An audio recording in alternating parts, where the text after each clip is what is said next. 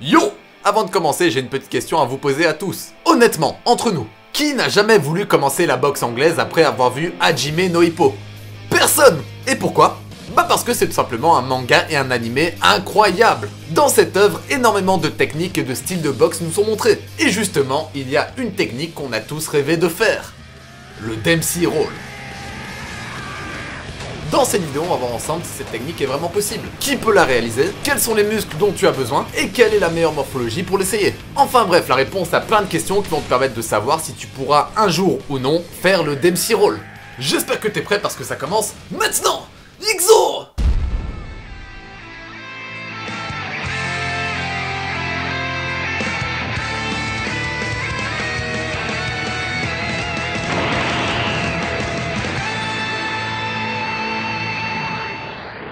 Enfin de retour. Bon, la prochaine vidéo sera le résultat des 45 jours avec poids. Sinon, si vous êtes pressé, n'hésitez pas à me voir sur Instagram. Tous les jours, il y a des stories de mes performances. Bon, commençons par le commencement. Qu'est-ce que c'est que le Dempsey Roll? Le Dempsey Roll, c'est une technique qui consiste à balancer son buste de sorte à former un 8 à l'horizontale. Ensuite, le but est de savoir se servir de cette impulsion pour donner des crochets super violents. Donc à première vue, on peut résumer le Dempsey Roll à une simple série de balancements et de crochets.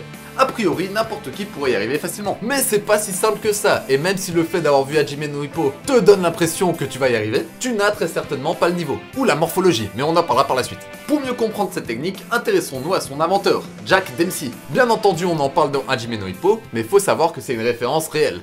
C'est une vraie légende de la boxe. Jack Dempsey était un boxeur poids lourd qui faisait 1m85 pour 84 kg. Pour cette catégorie qui pouvait aller jusqu'à l'infini en termes de poids, c'était relativement léger et petit. Mais ça ne l'a pas empêché de devenir champion poids lourd. C'est lorsqu'il va affronter un colosse nommé Geese Willard, qui était le champion poids lourd à l'époque, qu'il va se rendre compte qu'il a besoin de force, de beaucoup de force. Parce que figure-toi que son adversaire faisait 2 mètres pour 110 kg. Bordel, 110 kg pour 2 mètres, ce gars était clairement un titan.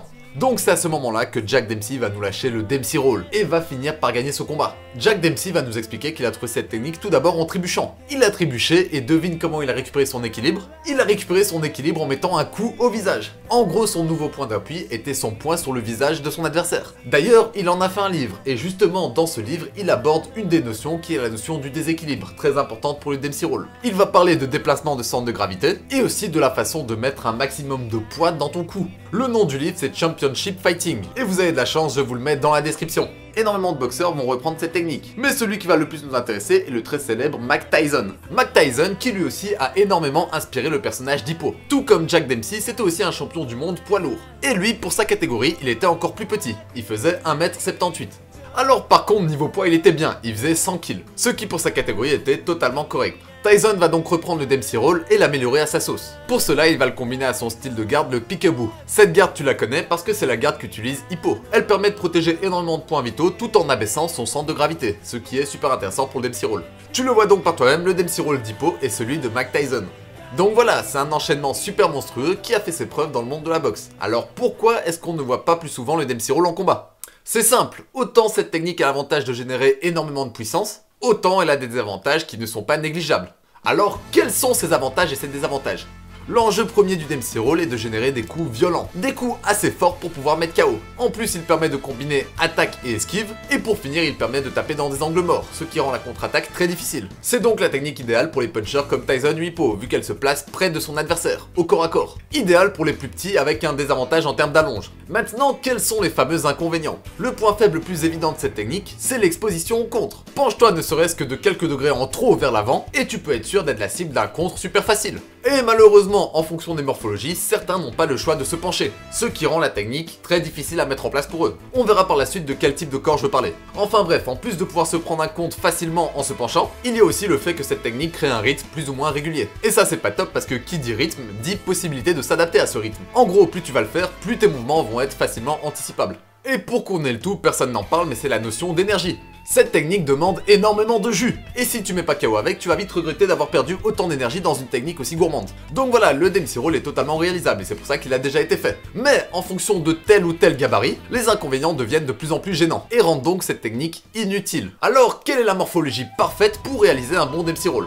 Comme je te l'ai dit tout à l'heure, pour que cette technique soit efficace, il faut réussir à abaisser son centre de gravité sans trop se pencher vers l'avant. Il faut donc en théorie être plus petit que son adversaire. Mais c'est pas tout, c'est aussi une question de rapport de longueur d'os. Dans ce cas-ci, c'est avant tout la longueur de tes fémurs, donc c'est l'os de ta cuisse, qui va influencer le fait de se pencher vers l'avant ou non, et donc d'avoir la possibilité d'essayer le Dempsey Roll. En gros, c'est la même chose que pour le squat en musculation. D'ailleurs, c'est super bien illustré dans la méthode de Lavier. Plus tes fémurs seront longs, plus tu auras tendance à te pencher lors d'une descente. Donc a priori, si t'es bon pour le squat, t'as tes chances pour le Dempsey Roll. Et sinon, pour les gars aux jambes de sauterelle comme moi, vous pouvez oublier cette idée. Le seul truc qui va se passer, c'est que vous allez vous prendre un uppercut colossal dans les dents. Bref, si t'es petit et que t'as toujours l'idée en tête, je te donne quelques pistes. Tout d'abord, quel muscle te faut-il avant tout? Toute la force de tes crochets, que ça soit Dempsey Roll ou pas, vont venir de tes jambes. D'ailleurs, tous les bons punchers comme Tyson et Hippo ont avant tout des jambes surpuissantes. Leur point fort, c'est pas leur buste, mais leurs jambes. Donc, mollets, fessiers, quadriceps, ischio et adducteurs, tout ça, tu dois les travailler. Ne néglige rien. Tu as besoin de la globalité de tes membres inférieurs pour générer un maximum de force. Et pour qu'ensuite tes abdos et tes obliques prennent le relais. Vois ça comme une super longue chaîne musculaire. D'abord les jambes, suivies de la ceinture abdominale, pour ensuite arriver aux muscles qui vont finir le mouvement. Donc avant tout, les pecs, les épaules, les biceps et les avant-bras, qui sont dans le cadre d'un crochet, les muscles qui ont besoin de moins de force. Car, tu l'as compris, la clé c'est les jambes. Et c'est pour ça qu'on voit Hippo s'entraîner super dur au niveau des jambes. Mais bon, on en parlera un peu plus dans le s'entraîner comme Hippo. Donc voilà, je pense avoir fait le tour de la question sans trop m'étaler, mais il y a une chose que j'ai envie de rajouter. Est-ce que ça vaut le coup de s'entraîner au Dempsey Roll?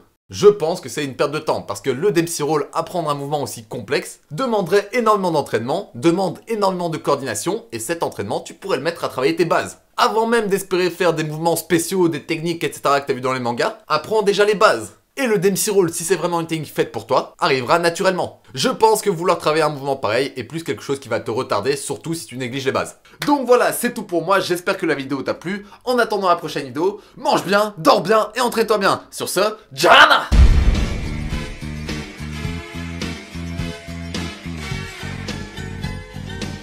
Hop hop hop! Avoue que ça t'avait manqué. Bon, cette fois je te propose un truc assez spécial. Essaye de tenir 3 minutes 30 de gainage. Je suis curieux de voir qui arrive entre vous. Donc mets un chrono, mets-toi sur les coudes et c'est parti. Et surtout, ne sois pas un lâche. Jana!